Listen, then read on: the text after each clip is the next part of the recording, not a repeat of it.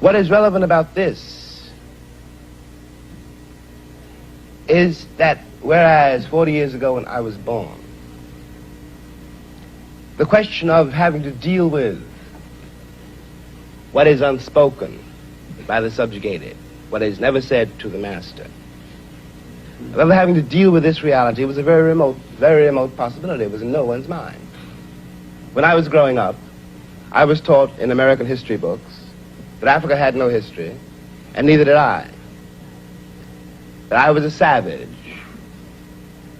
about whom the less said the better, who had been saved by Europe and brought to America. And of course, I believed it. I didn't have much choice. Those are the only books there were. Everyone else seemed to agree. If you walk out of Harlem, ride out of Harlem, downtown, the world agrees. What you see is much bigger, cleaner, whiter, richer, safer than where you are. They collect the garbage. People obviously can pay their life insurance. The children look happy, safe. You're not. And you go back home. And it would seem then, of course, that it's an act of God, that this is true, that you belong where white people have put you. It is only since the Second World War that there's been a counter-image in the world. And that image not come about through any legislation on the part of any American government, but through the fact that Africa was suddenly on the stage of the world, and Africans had to be dealt with in a way that had never been dealt with before. This gave an American Negro for the first time a sense of himself beyond a savage or a clown.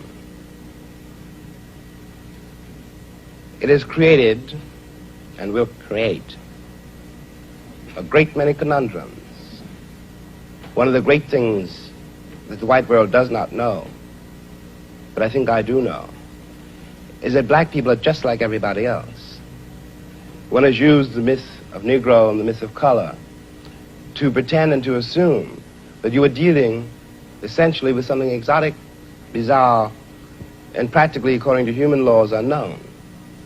Alas, that is not true. We are also mercenaries, dictators, murderers, liars. We are human too. What is crucial here is that unless we can manage to establish some kind of dialogue between those people whom I pretend have paid for the American dream and those other people who have not achieved it, we will be in terrible trouble. I want to say at the end, at the last, is that that is what concerns me most.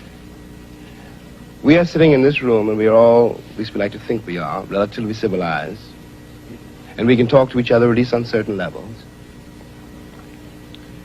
so that we could walk out of here assuming that the measure of our enlightenment, or at least our politeness, has some effect on the world. It may not.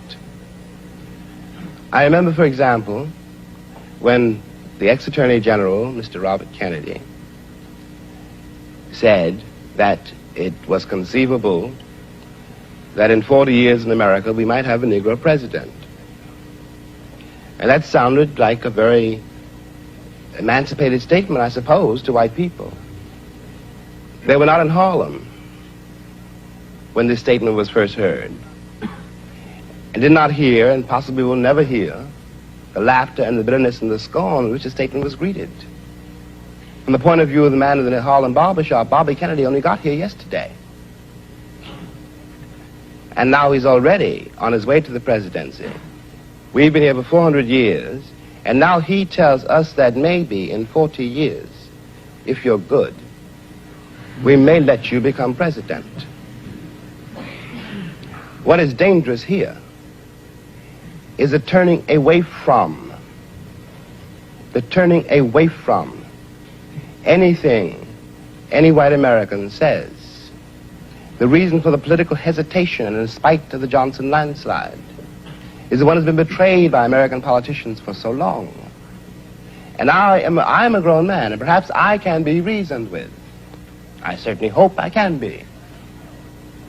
But I don't know, and neither does Martin Luther King, none of us know how to deal with those other people whom the white world has so long ignored, who don't believe anything the white world says and don't entirely believe anything I or Martin say.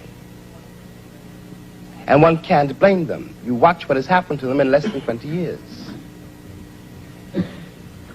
It seems to me that the city of New York, for example, this is my last point, which has had Negroes in it for a very long time.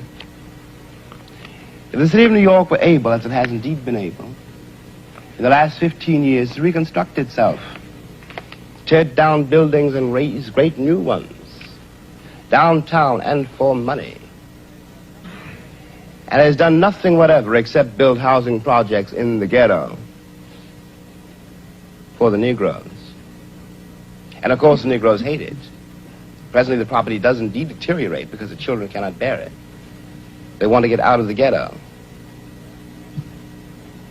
If the American pretensions were based on more solid, a more honest assessment of life and of themselves, it would not mean for Negroes, when someone says urban renewal, that Negroes simply are going to be thrown out into the streets, which is what it does mean now. This is not an act of God. We're dealing with a society made and ruled by men. If the American Negro had not been present in America, I am convinced that the history of the American labor movement would be much more edifying than it is. It is a terrible thing for an entire people to surrender to the notion that 1/9 of its population is beneath them.